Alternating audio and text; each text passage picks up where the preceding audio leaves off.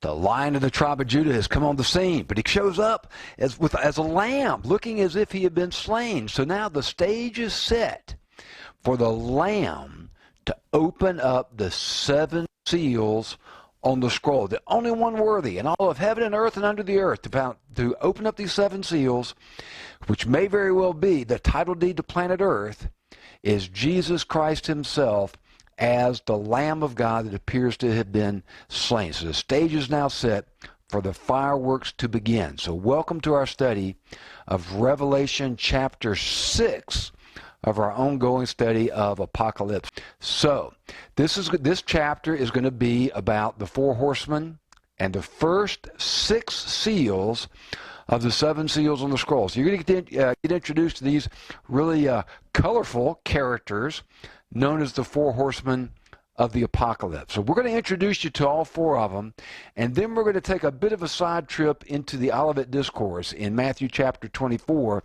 and I think you'll see how some of these things are going to start to tie in together. So let's look here starting with verse 1. Then I saw when the Lamb broke one of the 7 seals, and I heard one of the 4 living creatures saying, as with a voice of thunder, "Come." I looked, and behold, a white horse, and he who sat on it had a bow, and a crown was given to him, and he went out conquering and to conquer.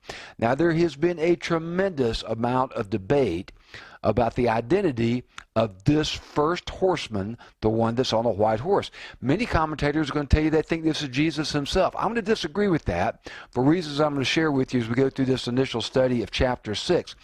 I don't think this is Jesus for a number of reasons, but he's coming onto the scene to conquering and to conquer, and he's got this crown. This is a Stephanos. This is the conqueror's crown.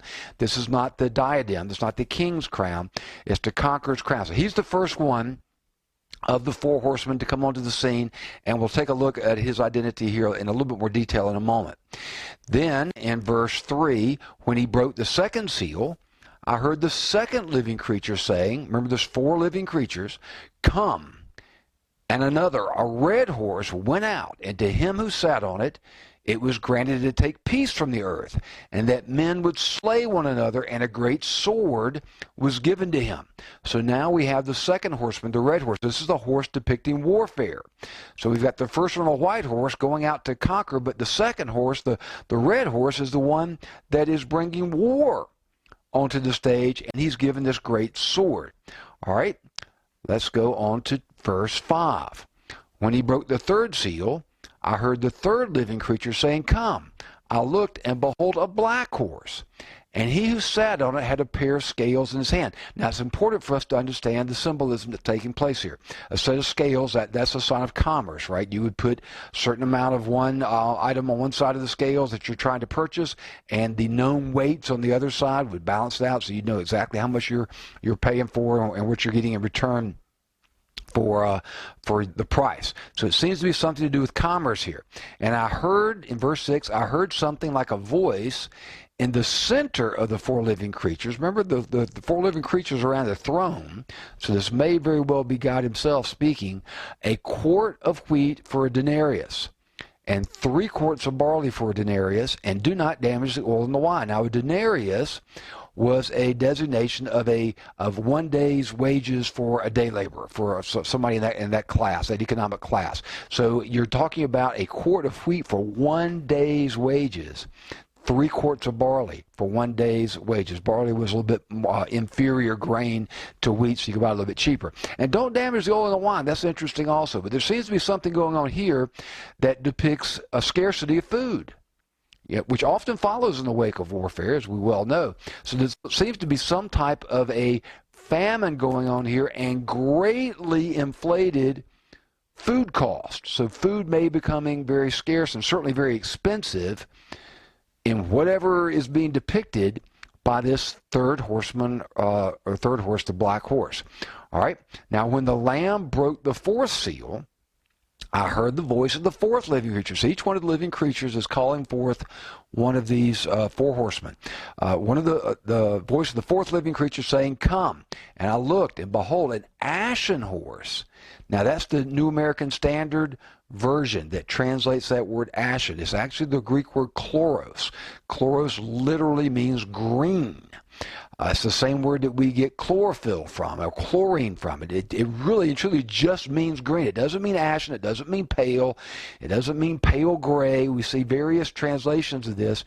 It simply means green. And depending on what translation of the Bible, English translation that you're using, it might be translated a number of different ways. I suppose the translators are really having trouble coming to grips with the idea of a green horse. You can think of a white horse and a red horse and a black horse, but who's ever seen a green horse? That really would be a horse of a different color, wouldn't it?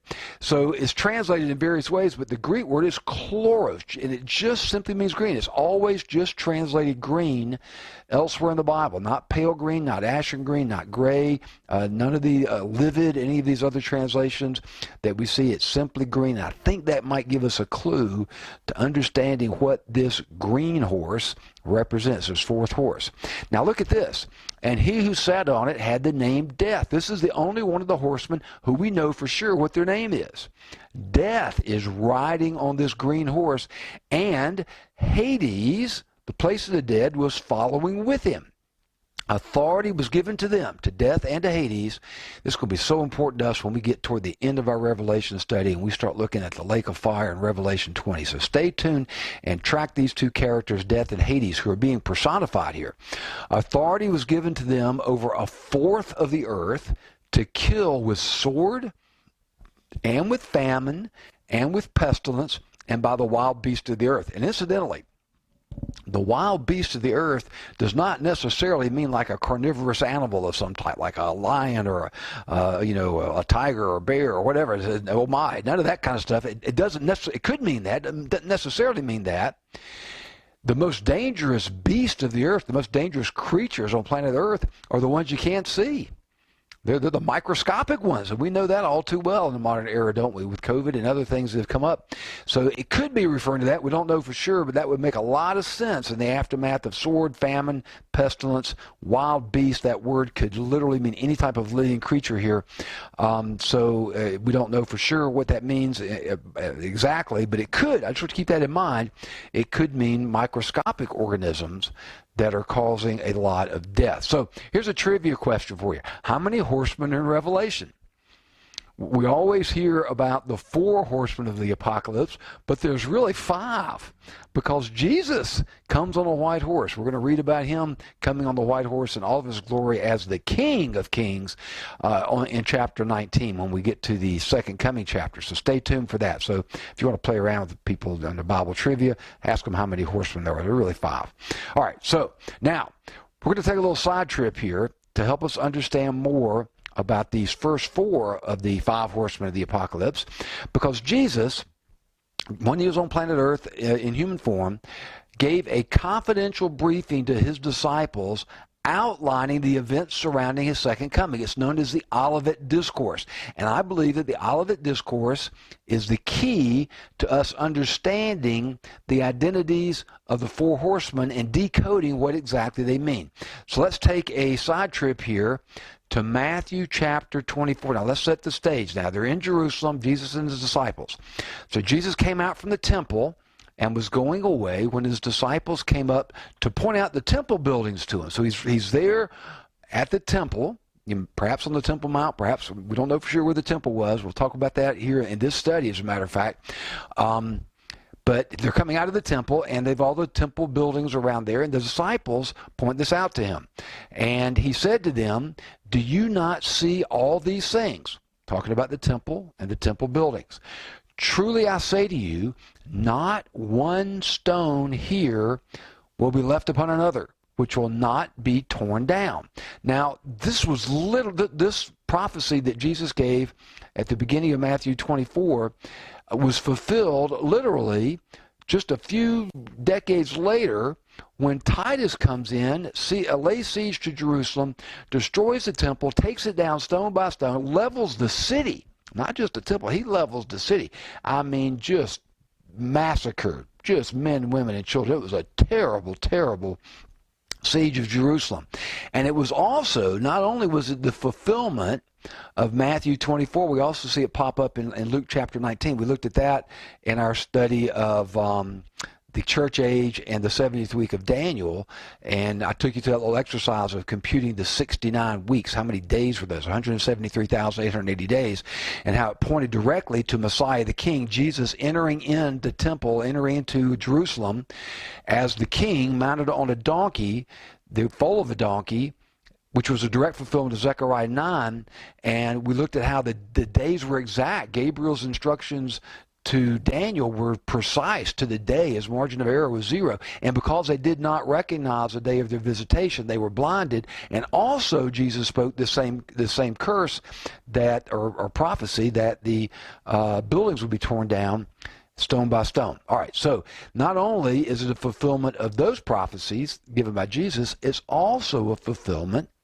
of Daniel chapter 9 that we looked at in the last lesson. Then, after the 62 weeks, remember, there's going to be 7 weeks and then 62 weeks and then a future 70th week. So there's 69 weeks at all in the first section, first time period here.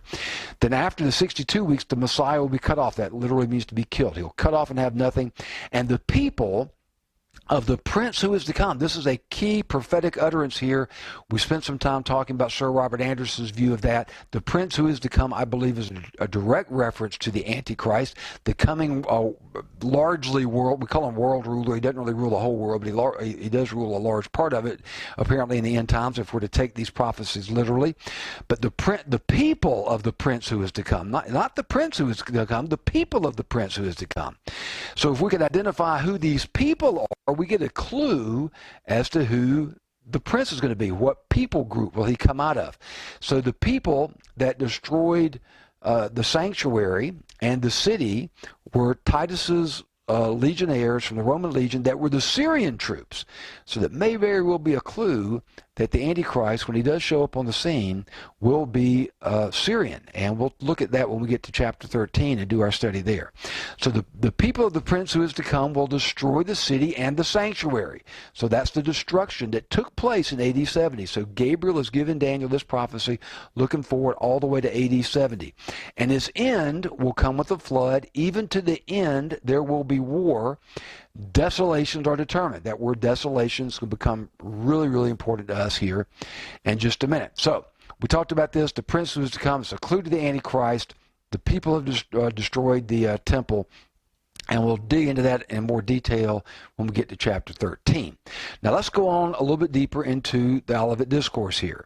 As he was sitting on the Mount of Olives, so they've left the temple, they've gone through the Kidron Valley, and they're back up on the other side on the Mount of Olives. The disciples came to him privately saying, "Tell us, when will these things happen?" But Jesus talked about the destruction of the temple. "When will these things happen? And what will be the sign of your coming and of the end of the age?" Now this is very, very important to parse this carefully. The disciples here are asking Jesus 3 questions. Question number 1, when will these things happen? When's the temple going to be destroyed? When will there not be one stone left upon another? The second question was, what will be the sign of your coming? They know he's coming back, and they're asking him, what will be the signs of your coming? And what will be the sign of the end of the age? Now, we're going to find out that these occur almost simultaneously, but they're asking 3 distinct questions here. When will these things happen? What, being the destruction of the temple, what will be the sign of your coming, and what will be the sign of the end of the age? Now, Matthew, in this section in Matthew 24, the Olivet Discourse, he only records the answer to the first 2. This is really important to understanding this. It's not that Jesus didn't answer all 3. He did answer all 3. But Matthew only records Jesus' answer for the last 2 of these questions. If we want to get the answer to the first question, we got to go to Luke's account of the Olivet Discourse in Luke chapter 21. And we're going to do that before we're done with our study here of chapter 6 in the Olivet Discourse. So stay tuned. Now, picking back up, Matthew 24:4. And Jesus answered and said to them, see to it that no one misleads you. Now, he is particularly concerned that we're not deceived here. So he pay close attention here so that we don't get deceived. He didn't want the disciples to be deceived. Certainly doesn't want us to be deceived. For many will come in my name, saying, I am the Christ, and will mislead many. You will be hearing of wars and rumors of wars. See that you are not frightened, for those things must take place, but that is not yet the end. So he's given us a couple of clues about things that are going to lead up to his second coming, right? This is the second question. What be the signs of your second coming and the end of the age? So he's saying these are the signs leading up to my second coming, but it's not the end yet. This is going to happen first. Then it's going to be the end. All right, verse 7. For nation will rise against nation, and kingdom against kingdom. And in various places there will be famines and earthquakes. We just talked about famines a minute ago. But all these things are merely the beginning of birth pangs. So we're going to see this idiom quite frequently in our study of end times. They're referred to as birth pangs. Well, what do we know when a woman's getting ready to deliver a baby? That the birth pangs will increase in intensity and they will increase in frequency. So that's a clue to how some of these events are going to unfold. They might start out kind of slow, they might be far apart, and then they're going to increase in intensity and frequency leading up to Jesus' return. Verse 9, then, so this is sequential, then they will deliver you to tribulation and will kill you, killing the saints, right, the disciples, and you will be hated by all nations because of my name. So Jesus, watch this carefully, predicted 4 things that will happen in order, sequentially, before he returns. Number 1, there's going to be false Christ. He said that, right here in the Olivet Discourse. Now, that word translated Christ there, plural, could be singular or plural. The original text is not really clear in that regard. So we could be talking about a bunch of false Christs that come, and certainly we've seen people that have claimed messianic authority over the centuries here. Or it could be one key false Christ. If that's the case, this could be an indicator of the Antichrist. We call it the Antichrist, and that might be a bit unfortunate as well. He's not referred by that name in Scripture, and he is against Christ. That's what the word Antichrist means. He is against Christ, but he's really more of a pseudo-Christ. He's really more of a false Christ. He's like taking the place of Christ. So could be that we're talking about one or multiples here. Then there's going to be wars and rumors of wars. That was the second sign. Then there's going to be famines and earthquakes, the third sign. And then they're going to kill the saints. There's going to be tribulation and death. So let's think about this. The 4 horsemen reflect the exact same list in the exact same order. I think this is a significant clue. Remember, we're inductive interviewers. We are inductive studiers, inductive students of the Bible. So we're going to follow the clues and we're going to see how things fit together. And we're looking for patterns like this. We're looking for linkages. I think this is very, very significant that we've got the same 4. In fact, there's more than 4 in sequence that we're going to study as we continue to unpack the Olivet Discourse. But we're just talking about the 4 horsemen so far because that's our intro into chapter 6.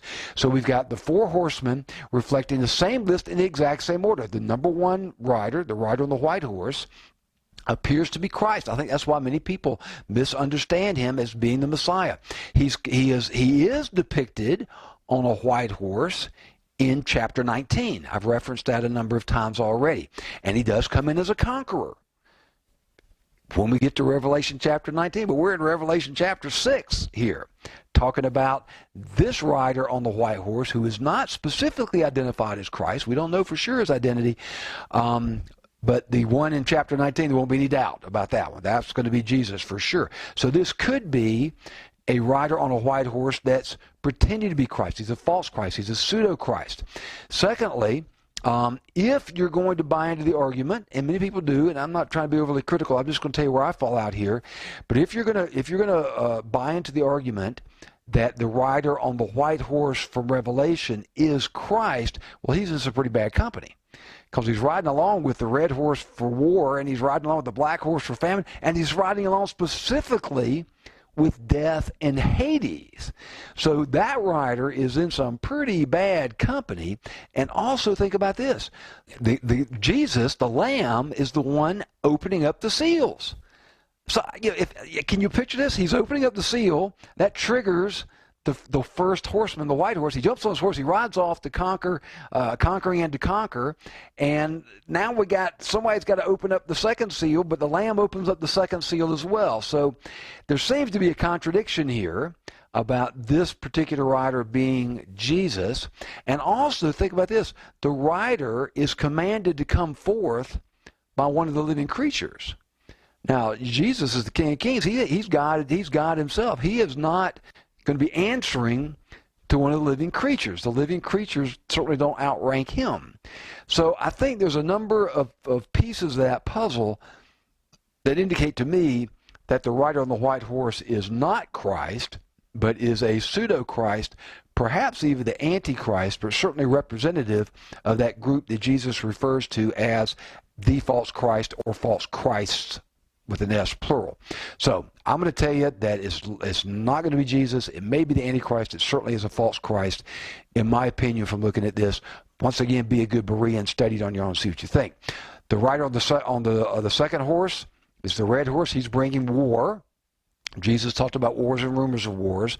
The black horse brings famine, these grossly inflated food prices. And then we have the rider on the pale horse or the green horse, the chloros horse, who brings death. So we see this exact same sequence of false Christ, war, famine, and death that Jesus spoke about in the Olivet Discourse. And he says these are the signs of the beginnings, right? These are the beginnings of birth pangs. The end is not yet. These are events leading up to his second coming. That was one of the questions, the second question out of the three that the disciples asked.